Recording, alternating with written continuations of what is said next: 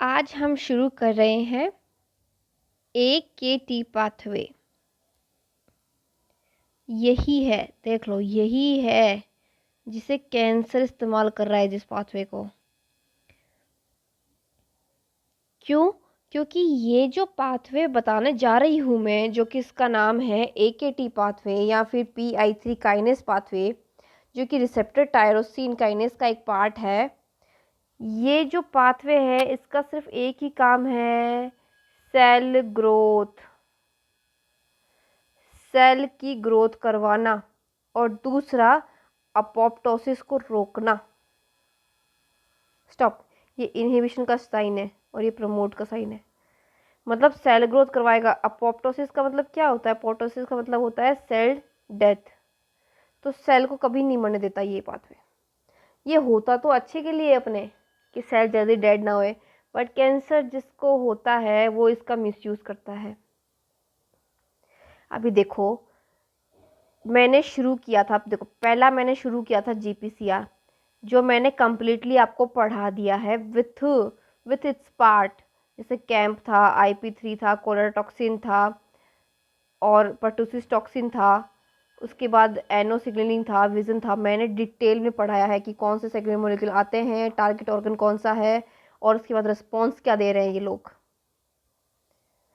फिर मैंने शुरू कर दिया था enzyme linked receptor. Enzyme linked receptor start किया था मैंने। उसमें भी मैंने आपको बताया था कि एंजाइम जो लिंक्ड रिसेप्टर है वो एक टाइप का ही नहीं है, जैसे GPCR है। तो इसके बस ये बता दी और ख़त्म बात। एंजाइम लिंक्ड रिसेप्टर भी बहुत टाइप के होते हैं। उसमें से मैंने एंजाइम लिंक्ड रिसेप्टर में सबसे पहला डिस्कस किया था कि RTK पढ़ते हैं। चलो, रिसेप्टर टायरोसिन काइनेज वाले पढ़ते हैं कि ये पाथवे कौन कौन फॉलो करता है। फिर उसमें मुझे पता चला कि मुझे कौन कौन मिले। एक तो मिला Ras MAP kinase, cell growth B। Next फिर मैंने ये पाथवे पढ़ा IP3 DAG PLC gamma pathway. ये cellular growth, cell proliferation, survival, ठीक है, इसके लिए थे। फिर मैं सोच रही हूँ कि आज हम पढ़ लेते हैं AKT के बारे में, क्योंकि रिसेप्टर इसमें भी RTK है, इसमें भी RTK रिसेप्टर है, इसमें भी रिसेप्टर टायरोसिन काइनेज, यही रिसेप्टर है। ठीक है, इसका एक और नाम है PI3 काइनेज। तो आज हम यही पढ़ने वाले हैं, आज हम यही पढ़ने वाले हैं, AKT पाथवे। तो चलिए अपना शुरू करते हैं। सबसे पहले क्या? सबसे पहले बनेगी प्लाज्मा मेम्ब्रेन। सबसे पहले मैं बनाऊंगी प्लाज्मा मेम्ब्रेन, क्योंकि यहीं से शुरुआत होगी हर चीज़ की। अब जो स्टार्टिंग से कनेक्टिव पॉइंट बना रखा है उसको ज़्यादा जल्दी समझ में आएगा। हाँ, जिसने फ्लो के बीच में से स्टार्ट किया है शायद उसको टाइम भी लग सकता है पढ़ने में, क्योंकि कितना भी कर लो, एक शुरुआत होती है और एक मिड होता है, फ़र्क तो आ ही जाता है। ठीक है भाई, सेल है, सेल के पास सिग्नलिंग मॉलिक्यूल आ रहे हैं, तो इसको ग्रैब करने के लिए रिसेप्टर चाहिए कि चाहिए, तो वही कर रहे हैं। अब सेल पे जो रिसेप्टर हैं वो सेल के अंदर तो होंगे नहीं, सेल के बाहर ही होंगे, प्लाज्मा मेम्ब्रेन पे ही होंगे ना। तो हमेशा हर सिग्नल में अपन को प्लाज्मा मेम्ब्रेन बनानी ही है। सबसे पहले क्या होंगे? अकेले अकेले हैं कौन? RTK receptors. रिसेप्टर्स अकेले अकेले हैं। जब इनको मैसेज मिलेगा, जब हार्मोनल मैसेज मिलेगा या केमिकली मैसेज मिलेगा कि चलो फटाफट सेल ग्रोथ करवाओ, तो क्या होंगे? तो ये बोलेंगे रिसेप्टर कि अरे पहले सिग्नलिंग मॉलिक्यूल तो लाओ, तभी तो सेल ग्रोथ करवाएंगे। तो क्या हुआ कि रिसेप्टर बेचारे अकेले अकेले थे। जैसे ही सिग्नलिंग मॉलिक्यूल आया, वैसे ही इन्होंने उस पर बाइंड किया और ये जी साहब हो गए एक्टिव, ये हो गया खुश। अब क्या होगा, इसकी जो रिसेप्टर है उस पर ये मैंने ऐड कर दिया। ये मैं काफ़ी बार बता चुकी हूँ कि मैंने फॉस्फोराइजेशन क्यों किया है। फॉस्फोराइलेशन कहाँ किया है यही बता चुकी हूँ।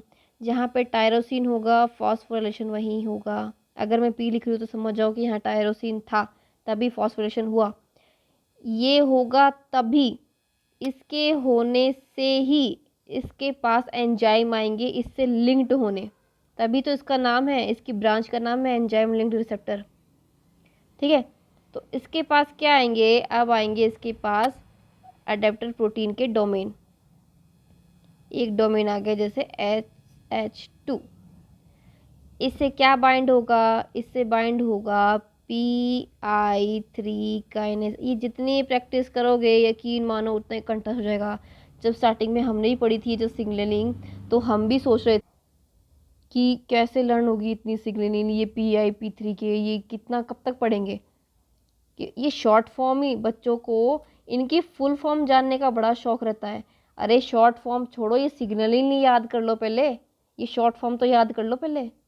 अब इसका एक ही है, इसका एक ही इलाज है, और वो है दुनिया का सबसे बोरिंग काम, और वो है प्रैक्टिस करो और रिवीजन करो, प्रैक्टिस करो और रिवीजन करो। यही है, यही है बस, और कोई ऑप्शन नहीं है इसका। मेहनत का कोई शॉर्टकट नहीं होता है, आपको सक्सेसफुल होना है, कोई शॉर्टकट नहीं है उसका। अच्छा, अब PI P3 काइनेज बाइंड हो गया, क्यों, क्योंकि ये फॉस्फोरेट हो गया, बस यही तो चाहिए। अब इसका काम क्या है, ये अपना काम करेगा। इसका काम ये है कि जो PIP2 है, PIP2 है, इसको PIP3 में चेंज कर देगा, एक फॉस्फेट ऐड कर देगा। अब इसके पास क्या हो जाएगा, इसके पास डॉकिंग साइट बन जाएगी। डॉकिंग साइट मतलब कि इससे भी इससे भी कोई बाइंड हो सकता है। ये क्या है, डॉकिंग साइट्स है, ये है डॉकिंग साइट। डॉकिंग साइट किसके लिए, इस सिग्नलिंग में ये किसके लिए है, ये है PKB के लिए। देखो ना, तो मैंने PKA लिखा है ना PKC लिखा है, मैंने यहाँ लिखा है PKB। तो PKB आएगा और यहाँ पे आके बाइंड हो जाएगा किसके साथ, PIP3 के साथ। ये लो जी, देखो ये बाइंड हो गया PKB। अब PKB के पास दो बाइंडिंग साइट है, किसके लिए, एक यहाँ से बाइंड हो जाएगा PDK1 और एक यहाँ से बाइंड हो जाएगा PDK2 या mTOR। और ये सब बाइंड होने के बाद क्या है, अब इस सिग्नलिंग का देखो तुम मज़ा, कि अब ये क्या करेगा, ये एक्टिव होने के बाद अब ये जैसे ही एक्टिव हो जाएगा, क्योंकि ये भी बाइंड कर गया, ये भी बाइंड कर गया। अब क्या होगा, सबसे पहले तो ये क्या करेगा, इनहिबिट करेगा किसको, अपोप्टोसिस को, कि मैं अपोप्टोसिस नहीं होने दूंगा, सेल डेथ नहीं होने दूंगा। दूसरा इसने कहा कि अपोप्टोसिस छोड़ो, अपोप्टोसिस करवाने वाले जीन्स को भी मैं बंद रखूंगा। फिर मैं क्या करूंगा, मैं ग्रोथ करवाऊंगा किसकी, सेल्स की, और क्या बोलूँ, और ये सर्वाइवल एज बढ़ा देगा किसकी, सर्वाइवल ऑफ सेल्स। ये लो जी, मतलब कि PIP2 से जैसे ही PIP3 एक्टिव हुआ, जैसे ही फॉस्फोरेशन हुआ, वैसे ये एक्टिव हुआ PIP2 से। देखो इधर PIP3 बन रहा है कि नहीं बन रहा है, ये देखो ना, ये देखो, ये रहा, ये जोन देखो, ये हो रहा है कि नहीं हो रहा। एक फॉस्फेट ऐड हो गया, पहले PIP2 था, अब PIP3 हो गया। ये तब तक होता है जब तक नेसेसरी है, उसके बाद में फिर से ये अपनी नॉर्मल फॉर्म में आ जाएगा। फिर से ये क्या होगा, अपनी नॉर्मल फॉर्म में आ जाएगा ऐसे। और ये कौन करेगा, P10 क्या करेगा, ये एक फॉस्फेट रिमूव कर देगा। अब क्या बोलते हो, अगर ये अपना फंक्शन करना बंद कर दे, अगर मान लो म्यूटेशन हो जाए, तो क्या कभी ये इस फॉर्म में ला पाएगा इसको, तो कैंसर ही होएगा जी। इसका काम है सेल ग्रोथ करना। ये वाली चेन जब सीक्वेंस फॉलो हो रहा है, मतलब ये जब सीक्वेंस फॉलो हो रहा है, सेल ग्रोथ हो रही है, और जैसे ये वाला सीक्वेंस फॉलो हो रहा है, उसके बाद क्या है, सेल ग्रोथ करना बंद, की हाँ भाई इतना लिमिट में। इसके लिए रिस्पॉन्सिबल कौन है, ये P10 फैक्टर। अगर गलती से भी P10 में म्यूटेशन हो जाएगा, तो क्या ये रोक पाएगा कभी PIP3 को PIP2 बनने से, कभी नहीं, कभी नहीं रोक पाएगा। इससे क्या होगा, PIP3 बढ़ता ही जाएगा। जो एक सेकंड में ढंग से लिख देती हूँ,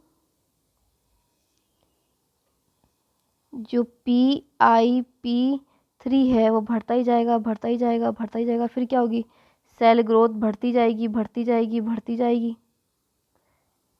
कैंसर होगा कि नहीं होगा? देखो, वन ऑफ द रीज़न मैं कैंसर थोड़ा बहुत पढ़ा चुकी हूँ। अब देखो, बता रही थी ना कि जीन के म्यूटेशन से भी हो जाता है, सिग्नलिंग के डिफेक्ट से भी हो जाता है। देखो आज क्लियर हो गई ये चीज़। तो आज हमने हमारी AKT ये भी कंप्लीट कर ली। किसका पार्ट थे ये तीनों? किसका पार्ट थी? RTK का। और RTK किसका पार्ट है? एंजाइम लिंक्ड रिसेप्टर का। बस एक और बचा है इसमें, और वो बचा है इंसुलिन। जो इंसुलिन अपनी बॉडी में वर्क करता है वो किसकी वजह से करता है, क्या सिग्नलिंग करता है, वो हम पढ़ने वाले हैं हमारे नेक्स्ट लेक्चर में। ठीक है, तो ये आई होप क्लियर हो गई होगी सबको। रिसेप्टर टायरोसिन काइनेस, इसका ही पार्ट है रिसेप्टर टायरोसिन काइनेस। इसमें हमने कौन सी सिग्नलिंग पढ़ी आज? हमने पढ़ी PIP3 काइनेस, और दूसरी हमने पढ़ी AKT पाथवे। ये बोल लो चाहे से ये बोल लो, एक ही बात है। ओके, तो हम मिलते हैं हमारे नेक्स्ट वीडियो में। तब तक के लिए थैंक यू।